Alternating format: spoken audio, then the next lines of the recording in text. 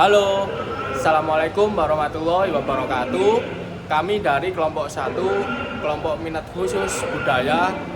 Kami akan perkenalan diri terlebih dahulu. Perkenalkan, nama saya Abidan Zulfan Fanani dengan NPM 0087.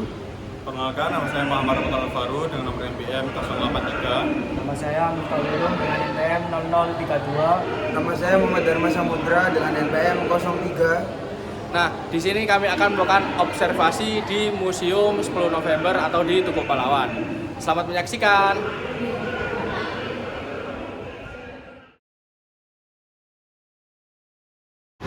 Baik, sebelumnya boleh perkenalkan.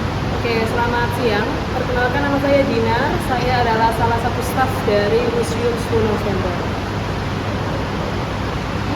Selanjutnya lanjut ke pertanyaan. Iya, silakan. Yang pertama, bagaimana secara singkat sejarah dan tujuan didirikannya Museum Tugu Pahlawan? Dan lalu apa visi dan misi utama dalam pengelolaan Tugu Pahlawan sebagai destinasi wisata budaya? Oke, kalau di kompleks Tugu Pahlawan ini ada 2 destinasi ya mas sebetulnya. Yang di atas ini Tugu Pahlawan, lalu yang di bawahnya ini ada Museum 10 November. Jadi Museum 10 November ini dibangun untuk melengkapi Tugu Pahlawan.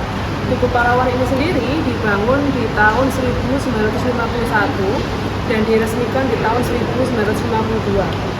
Dan tujuannya yaitu untuk mengenang jasa para pahlawan yang gugur di Perang 10 November.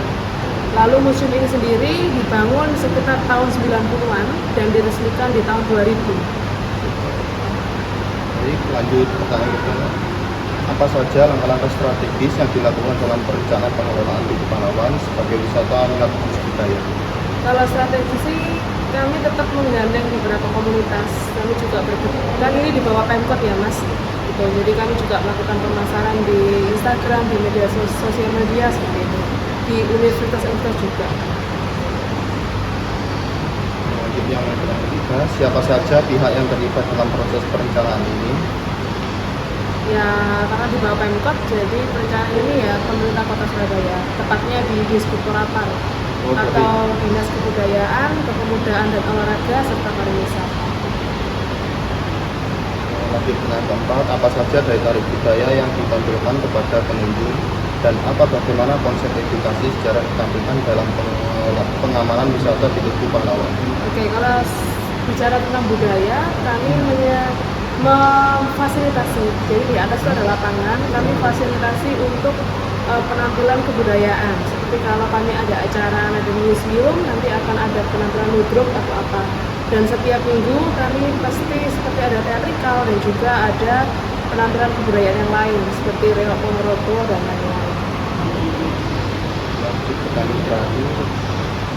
Yang keempat, apa saja daya tarik budaya yang yang terakhir? Apakah ada program khusus, workshop atau sejenisnya yang mendukung minat wisata budaya? Ya tadi itu ada penampilan kebudayaan di atas di lapangan, terus juga ada teatrikal seperti itu. Ya? Sudah, dan pertanyaan selanjutnya dilanjutkan. Oke, silakan. Baik, sebelumnya selamat pagi. Selamat pagi. Saya Abidan Zulfan Fanani dari Program Studi Pariwisata. Iya. Terus di sini saya akan melanjutkan wawancara yang dari teman saya yang tadi, Oke, siap. yaitu bagaimana pengelola memastikan aksesibilitas dan kenyamanan bagi semua kalangan, termasuk penyandang disabilitas. Oke, pertanyaan yang bagus karena di museum ini baru mulai sekitar bulan Ramadan yang kemarin kami memasang huruf Braille ke beberapa koleksi di Museum 10 November. Dan kami mulai dari sini dulu, jadi ini seperti percobaan ya. Apakah ini it works atau tidak ke teman-teman penyandang disabilitas. Ternyata beberapa juga teman-teman datang disabilitas ke museum dan itu juga membantu mereka dalam memahami apa yang dijelaskan oleh museum ini. Tadi sudah mulai dilakukan secara merata. Betul. Baru di sini dulu. Baru di sini dulu. Nanti kalau di sini feedbacknya bagus, nanti akan ke seluruh museum. Untuk pertanyaan kedua, itu bagaimana strategi promosi atau pemasaran yang dilakukan untuk kemarin? Oke, kalau promosi itu tadi yang saya sudah jelaskan, kami menggunakan sosial media ya. utama Instagram, karena kan memang peminat Instagram itu kan semakin zaman semakin banyak ya. Itu salah satunya sih membantu sekali. Apakah ada selain di Instagram atau di TikTok? Kalau TikTok kami nggak ada. Oh, belum Hanya ada. Instagram. Oh, berarti Iya. hanya Instagram. Betul. Untuk bagaimana dampak keberadaan wisata budaya ini terhadap masyarakat lokal baik secara ekonomi maupun sosial? Oke, dampaknya secara ekonomi kalau tadi ada penampilan di atas lapangan, kami juga menggandeng UMKM. Jadi UMKM itu juga membuka jualan di atas. Gitu. Itu membantu secara ekonomi. Kalau membantu secara sosial itu rakyat masyarakat Surabaya bisa mengetahui apa itu kearifan lokal, apa itu kebudayaan. Jadi mereka tidak akan lupa dengan budayanya sendiri. Lanjut ke pertanyaan yang keempat, apakah ada evaluasi rutin? Mungkin kembali. Kalau evaluasi kami pribadi tidak ada sih, tapi itu hanya atasan. Oh, Nanti kalau atasan itu mengevaluasi kami. terus masuk ke pertanyaan terakhir, apakah ada pendekatan budaya lokal yang dimasukkan ke dalam proses untuk pengelolaan? Belum sih. Belum ada. Belum ada. Terima kasih. Ya, Terima kasih. mungkin cuma segitu aja pertanyaan. Iya. Saya mohon maaf bila ada salah kata. Ya, terima kasih. Terima kasih. Sukses ya. Ya, terima kasih. Pak. Mari. Selamat siang Mas. Ya, siang. Ya. Perkenalkan, nama saya Muhammad Dharma Samudra Nusantara. Saya dari kampus Universitas Veteran Jawa Timur, jurusan pariwisata. Kalau Masnya dari kampus mana Mas? Ya, saudara saya Alvin Setiawan, saya dari kampus Universitas Mereka Malang. Untuk asalnya? Itu asalnya Malang. Oh, tidak Malang.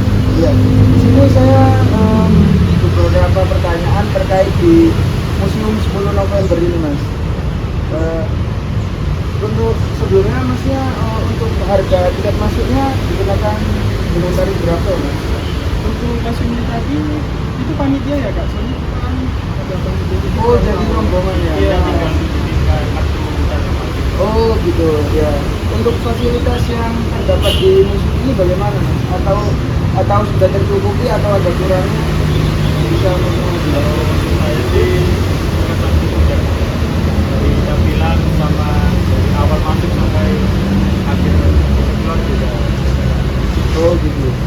Kalau dari Masnya apakah museum ini sudah yang seperti yang sampean ekspektasikan atau bagaimana, atau masih ada kurangnya atau bagaimana? Saya sih dari segi kurangnya sih saya pribadi nggak ada sih, cuma perbanyak juga ada kayak foto-fotonya aja. Oh iya betul. Kan dari awal masuk musim kan kita diperlihatkan tentang gambar-gambar atau kita nggak apa itu namanya kayak orang-orangan kayak gitu loh. Oh Jadi kita cukup menarik juga. Kurangnya kalau kurangnya dari tampilan fotonya. Oh gitu. ya. Fasilitasnya juga sudah oke sih, cuma agak sedikit panas ya. Nah ya itu. Mungkin karena Surabaya Iya, Surabaya sama kayaknya kurang banyak ya AC-nya. Masanya nggak apa-apa. Iya. Bisa dilanjut dengan teman saya. Terakhir saya mau tanya tentang keseluruhan aja sih. Bagaimana pendapat Mas tentang museum Surabaya? Museum keseluruhan di Surabaya.